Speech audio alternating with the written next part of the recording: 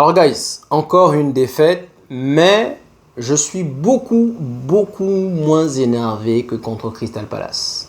Non pas par rapport à la différence de score, mais surtout par rapport à la différence d'attitude.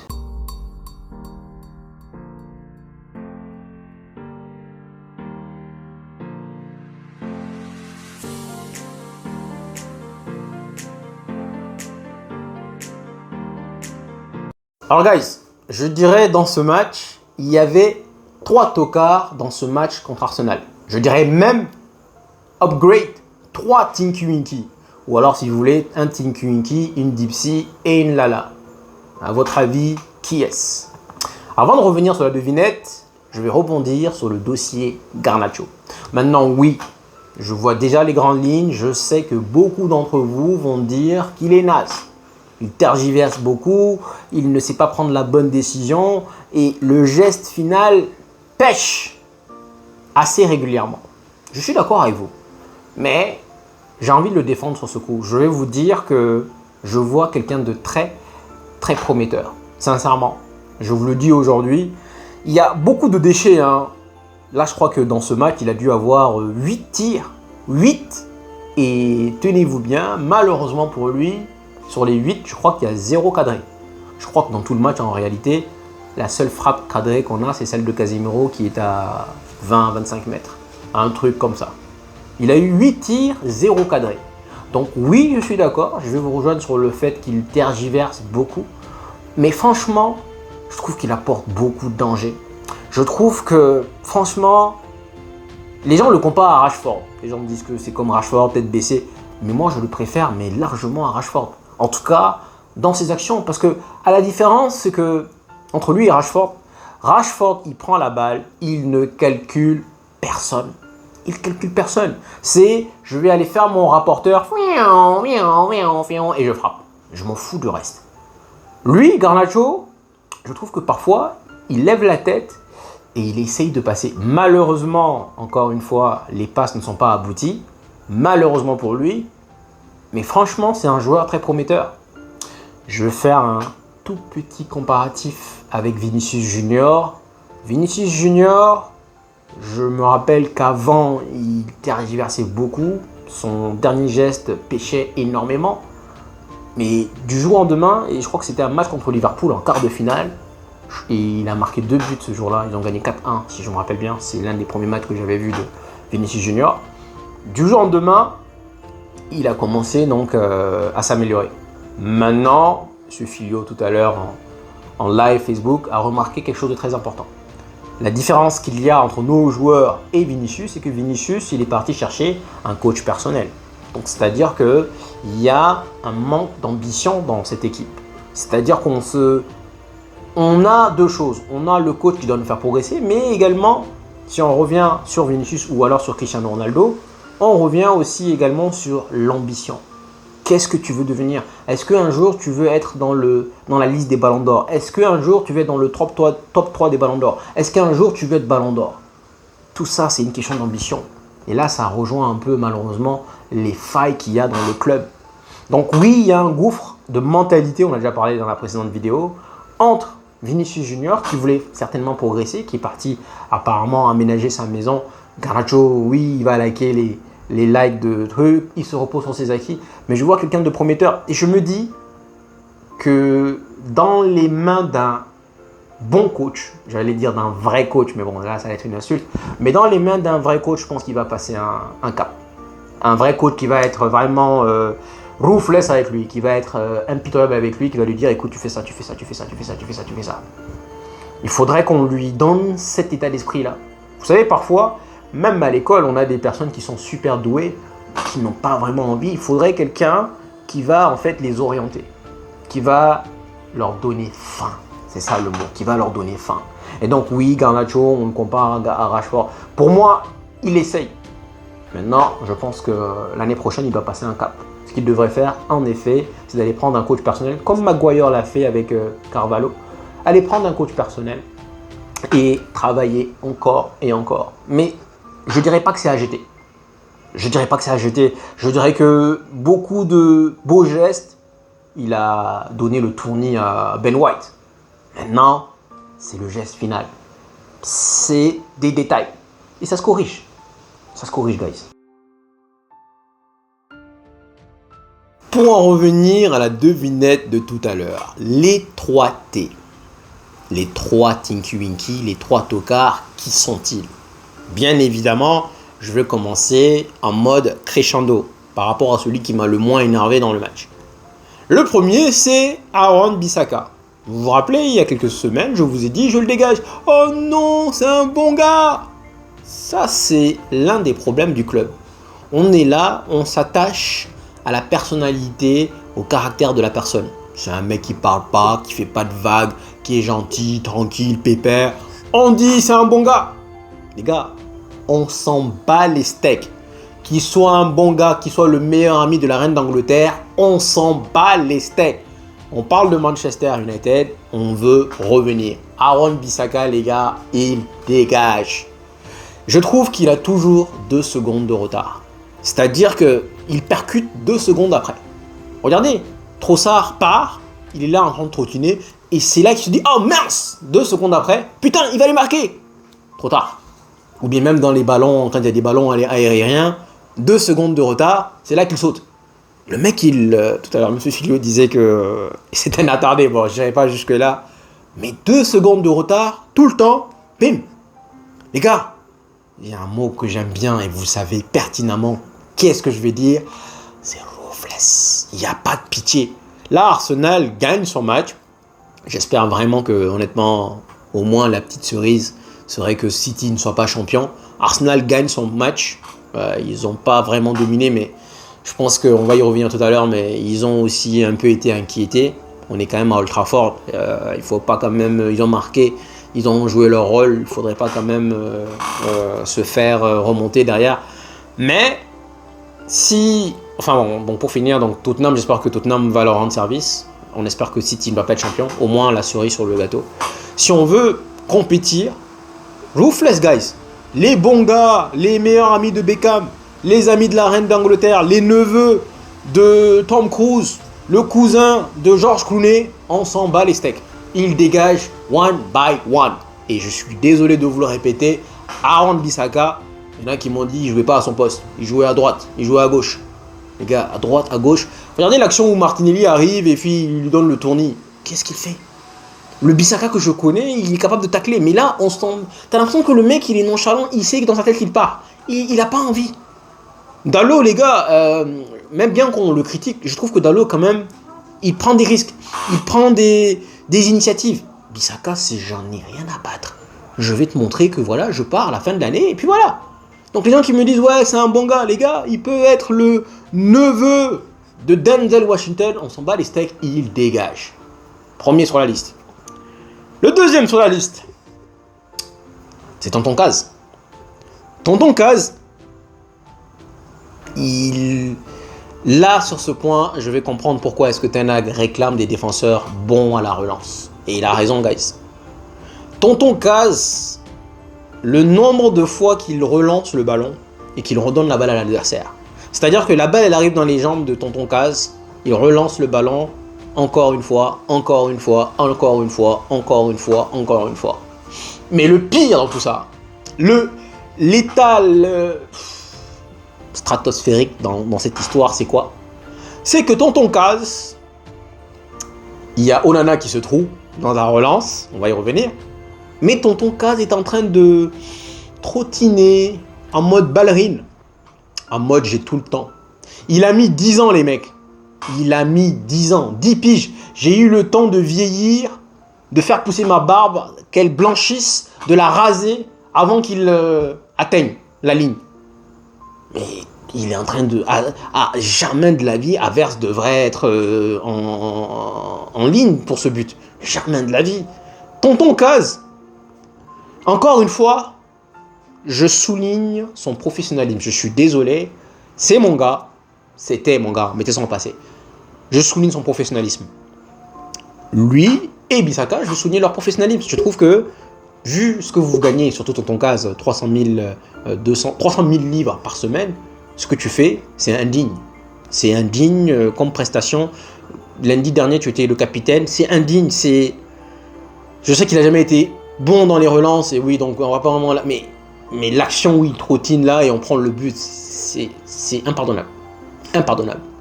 Le troisième T. Le troisième T. Vous savez qui c'est, le troisième T. Le troisième Tinky Winky. On parle des Dalton, là on va parler de Tinky Winky. Le troisième tocard de la liste. Ce qui est bizarre, c'est que lui, quand il marque, et il peut faire un match de M, hein, il peut être nul à chier dans le même match, mais il va quand même marquer, et les gens vont quand même me taguer. Donc quand il marque, tout le monde me tague. Ouais, Saul, t'as vu, Lay, t'as vu McTominay, t'as vu. Je suis tagué sur WhatsApp, je suis tagué sur Facebook, je suis tagué sur YouTube. T'as vu McTominay? Mais quand il marque pas, sachant que je viens de dire, bien sûr, que même quand il marque, il est nul à chier. Il peut marquer 10 000 buts. Même quand il marque, il est invisible tout le match. À un moment donné, il a une illusion. Bam, il vient, il marque. Et même quand il marque, il est naze. Mais quand il marque pas, il est naze. Qu'est-ce qu'il est nul. Mais lui, non mais franchement, guys, chacun son opinion. Je respecte la vôtre. Et c'est la raison pour laquelle vous devez également respecter la mienne. Je vous dis, ce mec est un nul. Je peux continuer comme ça pendant 3 mois. Tellement le mec, il est nul. Oh, je n'en peux plus de ce gars. Lui, je ne vais pas souligner son professionnalisme, mais je veux souligner sa nullité. Ce genre de joueur, je le compare à moi. Je suis désolé. Il a beau avoir toute la volonté du monde. Ouais, c'est un enfant du club. Ouais, il va se mouiller. C'est un naze. Tu me donnes le maillot, tu me donnes Lay derrière. Je vais mouiller le maillot. Je vais marquer des buts, les gars. Hein. Moi, je suis un bon finisseur. Quand on jouait à l'époque dans le quartier, moi, je suis un très bon finisseur. Je ne sais pas dribbler, je ne sais pas centrer, j'ai pas de bonne conduite de balle, mais j'ai une belle frappe. Je frappe et on jouait, vous savez, avec les petits poteaux là. Je peux frapper de loin, je précise, bam. Donc moi-même, je peux le faire. Pas à ce niveau probablement, mais il est nul. Nul.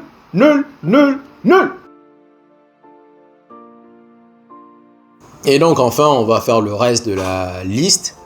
Je vais rapidement rebondir sur Amad Diallo. Guys, quand je vous parle de favoritisme, en voilà un exemple. Comment ça se fait que... Les gars, Amad Diallo, techniquement, les gars, sur le terrain aujourd'hui, j'attends, peut-être qu'il s'est blessé à la fin, mais sur le terrain aujourd'hui, en tout cas côté Manchester, la manière dont le ballon lui colle, maintenant, ça dépend de comment les gens voient les choses. Les gens vont se dire peut-être qu'il n'a pas créé d'occasion. Ça dépend de... Chacun a sa vision, de football. Et techniquement, le mec, il est au-dessus de toute l'équipe. Techniquement, maintenant, vous allez peut-être me dire, oui, il a rien créé, mais techniquement, les mecs, il est au-dessus de toute l'équipe. Il est bon, et en plus, moi, il y a deux choses qui m'intéressent. C'est de 1, quelle est ta conduite de balle, et de 2, quelle est ta prise de décision. C'est-à-dire que quand tu reçois le ballon, qu'est-ce que tu en fais? Si c'est pour faire comme le nulard, là, tout le temps passe en retrait, je peux le faire. Donnez-moi un salaire d'1 million, je peux le faire. Je peux faire des passes en retrait. Il ne lève même pas la tête à aucun moment. Les gars, Amad Diallo, franchement, moi, j'ai beaucoup aimé son match. J'ai vraiment beaucoup aimé son match. Dommage qu'il se blesse. Bon, il y en a qui m'ont dit, M. Jérémy qui me dit, Ten Hag disait qu'il fallait le protéger, ben voilà, et le mec il joue 65 minutes, il se blesse. Bon, ben, ça c'est un autre débat. Maintenant, peut-être aussi que justement, parfois, le corps humain a besoin de rouage, et que justement, si tu ne joues pas, ben voilà quoi. Ça veut dire blessure. Je pense qu'il a besoin de plus de temps de jeu. Donc franchement, j'ai beaucoup aimé le match d'Amad Diallo. J'ai également aimé, pas beaucoup, mais aimé le match de Amrabat. Et c'est la raison pour laquelle, encore une fois, je vais vous dire que Ten Hag, il a du sang sur les mains. Les gars, comment est-ce qu'on peut aller à Crystal Palace avec un duo Maino-Eriksen? Amrabat, les gars, c'est vrai que, peut-être que oui, lui-même, il n'est pas au niveau de Manchester, mais c'est un 6. Je le précise, c'est un 6. On a besoin d'un 6. Tout le monde a besoin d'un 6. Et surtout à l'extérieur. Donc, le fait que Ten Hag ne le fasse pas jouer contre Crystal Palace, je sais pas quoi. Les gens vont me dire, ouais, il n'a pas le niveau, il est nul. Les gars, vous avez probablement raison. Mais moi, je trouve qu'il a fait des bons matchs.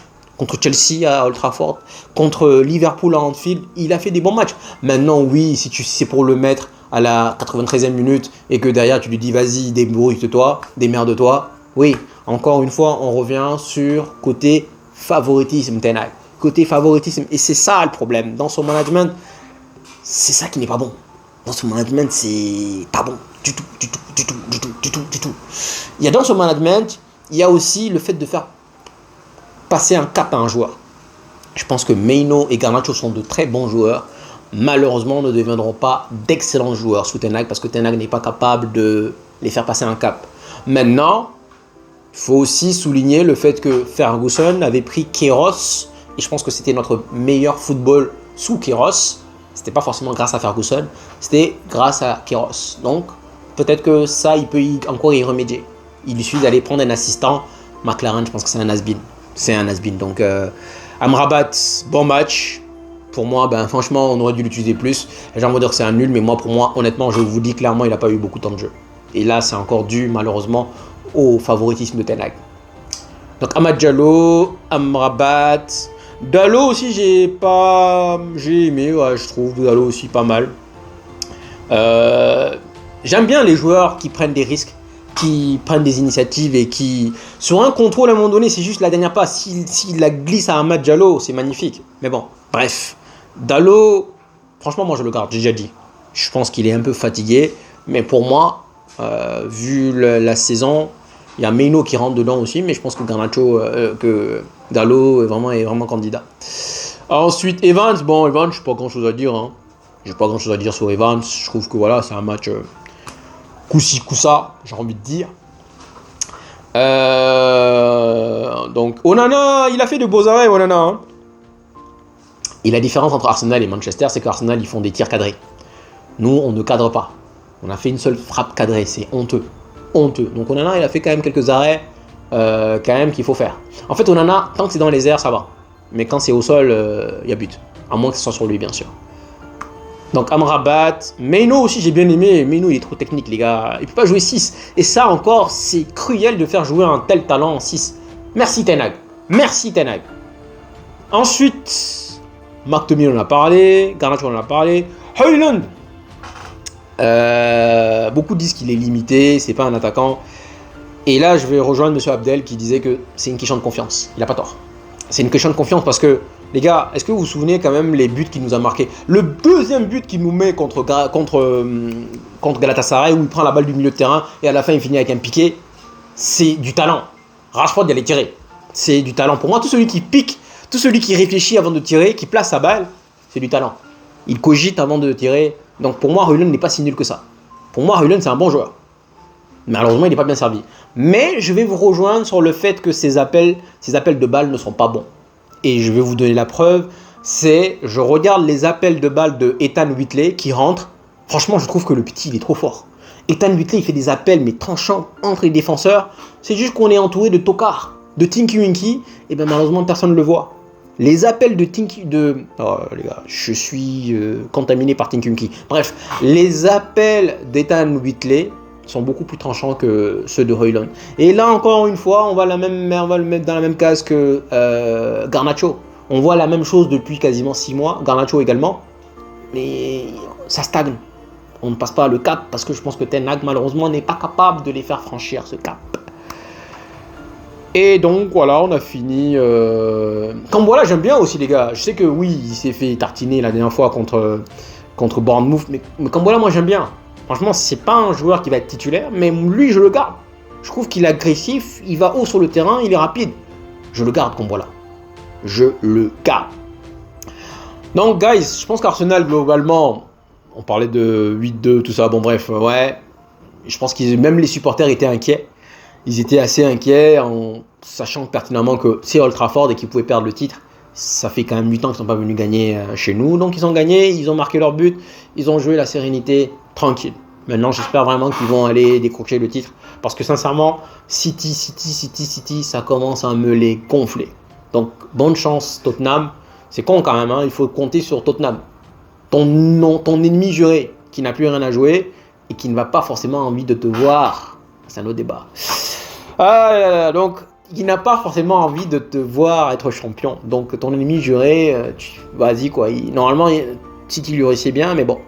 Donc bonne chance à vous les Gunners. Puis bon ben voilà, j'espère que vous allez avoir votre 14e titre. Vous en avez 13, 14e titre. Parce que bon, City ça commence à me gonfler. Et puis bon, j'ai pas envie qu'il nous dépasse notre record.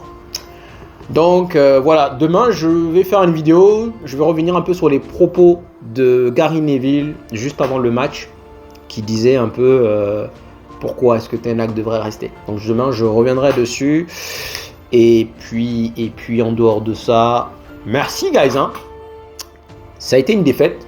Mais comme je l'ai dit, je suis beaucoup moins énervé que contre Crystal Palace. Parce que j'ai vu au moins du fighting spirit. J'ai vu au moins du combat sur le terrain. J'ai vu du rependant. C'est vrai que c'était un gros match. C'est vrai que c'était à Old Trafford.